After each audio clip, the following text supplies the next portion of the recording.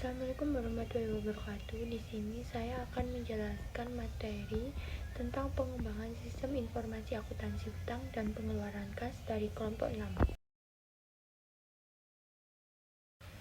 Selanjutnya, di sini kami membahas tentang Apotek Tirto Utomo dalam sistem informasi akuntansi, yaitu pengeluaran kas dan hutang. Di sini kelompok kami terdiri dari 6 anggota, yaitu yang pertama adalah Tasabita Nur Agafe, yang kedua ada Novita Safitri, yang ketiga ada Hasya Nur Khofiyah, yang keempat ada Mararigita Cahendoyo, yang kelima ada Siti Nur Cahaya Pertama, dan yang keenam ada Aisyah Wahyu Salzabila.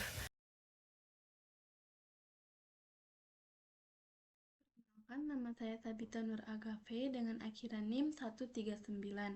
Di sini saya akan memperkenalkan profil usaha dari Apotek Tirto Utomo, di mana Apotek Tirto Utomo ini terletak di Jalan Tirto Utomo nomor 4, Dusun Ramban, Ladung Sari, Kecamatan Dau, Kabupaten Malang. Apotek Tirto Utomo menyediakan berbagai obat-obatan dengan resep dokter ataupun tidak, serta juga memberikan pelayanan untuk melakukan antarjemput resep obat, cek asam urat, cek gula darah, cek darah, tekanan darah. Apotek Tirto Utomo juga menjual susu kambing, madu murni, vitamin, dan juga minuman susu.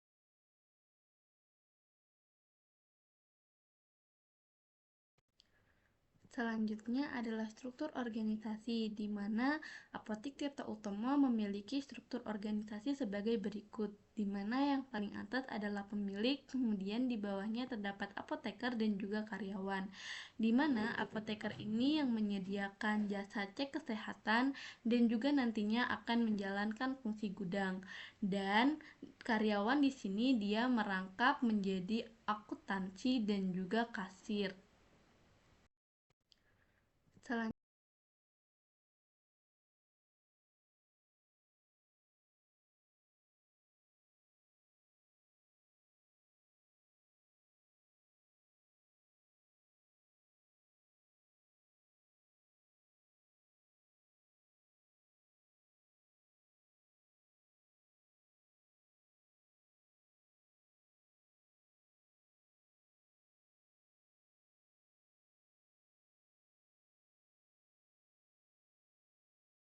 Baik, saya akan melanjutkan pembahasan tentang pengeluaran kas Tirto Utomo. Job description yang terbagi menjadi 3. Pertama ada kasir. Pada bagian ini, kasir bertugas untuk mencatat pembelian konsumen melalui komputer maupun secara manual di buku. Yang kedua ada apoteker yang bertugas untuk mengecek masa edar obat dan pengecekan barang atau obat yang masih tersedia maupun sudah tidak tersedia. Yang ketiga ada akuntansi. Pada bagian ini, akuntansi bertugas untuk mencatat pengeluaran uang yang dilakukan oleh kasir dan melakukan pembelian obat atas saran dari apoteker terhadap obat yang sudah tidak tersedia. Terima kasih dari saya, akan dilanjutkan oleh rekan saya. Sebelumnya, perkenalkan nama saya Hasya Nur Khofiyah dengan akhiran NIM 151 yang akan menjelaskan tentang pengeluaran kas. Pengeluaran kas ini dilakukan oleh apoteker dengan mengecek barang tersedia atau tidak melalui komputer dan melakukan pengecekan secara fisik pada gudang. Saat barang tidak tersedia, maka bagian apoteker melakukan konfirmasi pada bagian akuntansi untuk melakukan pembelian obat yang tidak tersedia. Setelah itu, bagian akuntansi akan berkoordinasi dengan bagian pemasok untuk melakukan pengiriman barang. Setelah itu, bagian kasir akan membayar 50% dari total obat yang akan dibeli dan akan melunasi saat barang diterima. Bagian kasir akan membuat cek atas pembelian obat dengan tanda tangan dari pemilik dan juga akuntansi. Selanjutnya, ada dokumen yang digunakan untuk pengeluaran kas, yaitu ada dua. Yang pertama, bukti kas keluar, yang kedua adalah cek.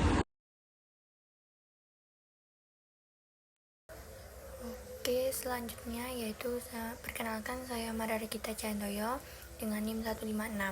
Di sini saya akan menjelaskan tentang flowchart pengeluaran kas, yaitu terdapat 3 bagian, yaitu bagian apoteker, bagian akuntansi, dan bagian kasir. Dimulai dari bagian apoteker, di situ akan melakukan pengecekan secara fisik maupun secara komputerisasi. Selanjutnya akan dilakukan konfirmasi kepada bagian akuntansi. Jadi bagian apoteker akan melakukan konfirmasi ke bagian akuntansi karena ada barang atau obat yang sudah habis atau masa kadaluarsanya sudah mau memasuki masa kadaluarsa. Selanjutnya yaitu akan masuk pada bagian akuntansi, yaitu menerima konfirmasi dari bagian akuntansi.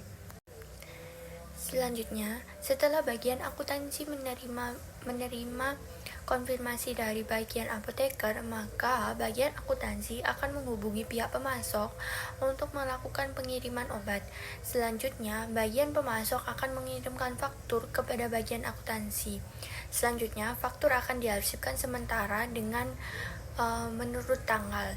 Selanjutnya, faktur akan dikirim bagian kasir untuk melakukan pengecekan dan bagian kasir akan mengisi cek dan meminta otorisasi cek. Selanjutnya, setelah bagian kasir mengisi cek dan meminta otorisasi cek, maka bagian kasir akan membuat 3 surat, yaitu yang pertama ada cek, yang kedua ada FDP, dan yang ketiga adalah DP. Untuk cek akan dikirim kepada pemasok, sedangkan FDP dan DP akan dikirimkan kepada bagian akuntansi. Untuk pada bagian akuntansi akan dibuatkan jurnal pengeluaran kas.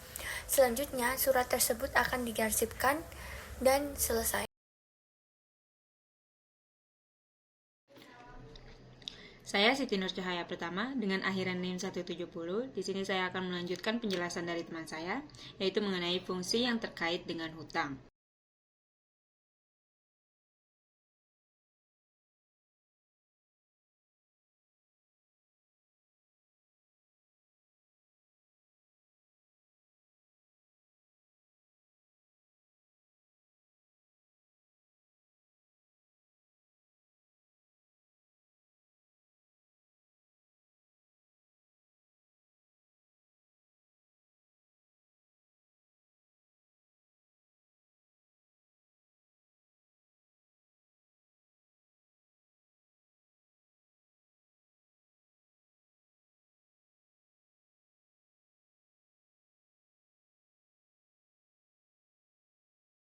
Jadi fungsi yang terkait dengan hutang ini dibagi menjadi 3, yaitu fungsi gudang, akuntansi, dan fungsi pembelian.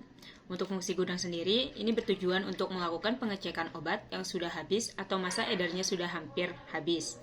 Yang kedua itu akuntansi, yaitu melakukan pencatatan hutang Apotek Tirto Utomo kepada pemasok obat. Yang terakhir yaitu fungsi pembelian. Pada bagian ini melakukan pembelian obat-obat yang sudah habis dengan rekomendasi dari pihak gudang terkait obat yang sudah habis. Baik, saya Aisyah Wahyu Salsabila dengan akhiran NIM 190. Di sini saya akan melanjutkan penjelasan materi dari teman saya. Sistem akuntansi hutang pada Apotek Tirto Utomo. Bagian gudang melakukan pemeriksaan apakah stok obat habis atau tidak. Jika habis, maka bagian gudang akan melaporkan kepada bagian pembelian untuk melakukan pembelian obat yang sudah habis. Setelah itu, bagian pembelian akan melakukan koordinasi dengan pemasok obat untuk mengirimkan barang, yang tetapi melakukan pembayarannya secara hutang. Jadi, pihak pemasok akan mengirimkan faktur dan bagian akuntansi akan mencatat transaksi tersebut sebagai hutang yang harus dibayar saat barang sudah diterima. Selanjutnya, dokumen yang digunakan hutang pada Apotek Tirta Utomo yakni ada 3, yaitu yang pertama kartu hutang, yang kedua kartu persediaan, dan yang terakhir laporan pengiriman barang.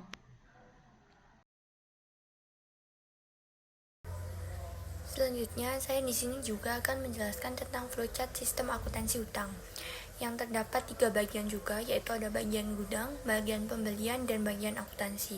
Untuk bagian gudang dimulai dengan melakukan pengecekan secara fisik dan komputerisasi. Selanjutnya, melakukan konfirmasi kepada bagian pembelian karena barang yang tersedia di gudang telah habis. Selanjutnya, untuk bagian pembelian akan melakukan konfirmasi kepada bagian akuntansi untuk melakukan pembelian. Selanjutnya, menghubungi bagian pemasok obat untuk melakukan pengiriman obat. Selanjutnya, pemasok akan memberikan faktur kepada bagian pembelian. Selanjutnya, faktur akan diarsipkan menurut tanggal dan tanggal. Selanjutnya, yaitu setelah diarsipkan, setelah bagian pembelian melakukan pengarsipan faktur, maka faktur akan dikirim ke bagian akuntansi untuk dibuatkan jurnal hutang, dan selanjutnya akan diarsipkan sementara sambil menunggu pembelian melakukan pengiriman barang dari pemasok. Setelah barang nanti diterima, maka pihak apotek akan melunasi hutang-hutangnya dan faktur akan diarsipkan dan selesai. Baik, di sini saya akan melanjutkan penjelasan dari teman saya, yaitu selanjutnya adalah rekomendasi pengeluaran kas dan hutang. Baik, rekomendasi yang dapat kami berikan yaitu menambah pada bagian karyawan agar tidak ada job yang diselesaikan oleh 2 orang, dan memperbaiki proses yang dijalankan dalam sistem akuntansi pengeluaran kas pada Apotek Tirta Utomo.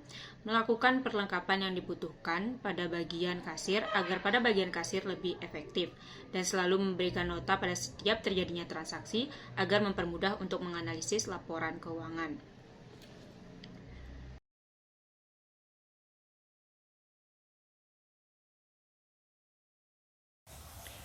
Terima kasih. Sekian presentasi dari kami. Semoga apa yang kami sampaikan dapat bermanfaat untuk kalian semua. Dan apabila ada kurangnya, kami mohon maaf. Terima kasih. Wassalamualaikum warahmatullahi wabarakatuh.